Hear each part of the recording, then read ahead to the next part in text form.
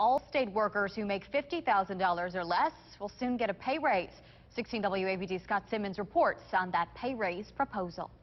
Probably just... State Representative Shira Hillman Lane says all state workers should get a pay hike if they make less than $50,000 a year. I want $1,500 across the board. I think that would be fair. It is the case being made as the state is reporting around $100 million more in revenue than originally expected.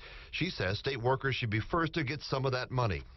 Do you think that should occur before tax breaks go out to residents? I do. Why? I think these people have waited long enough. Last year, very few of them got the $1,000 raise because you had to have been employed X number of years. I would be surprised, but it is election year, and people like to reward state employees. I'd like to reward the people who are paying the taxes. They haven't had a pay increase or a tax cut in the private sector in a long, long time. And there's enough money to do both.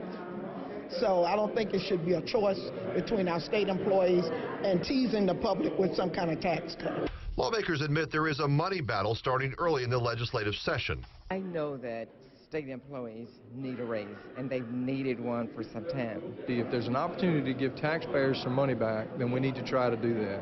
If there's an opportunity to give a pay raise, we need to look at that. About 4,000 state workers got a $1,000 raise last year. Now lawmakers will decide if there is enough money to give one to the others.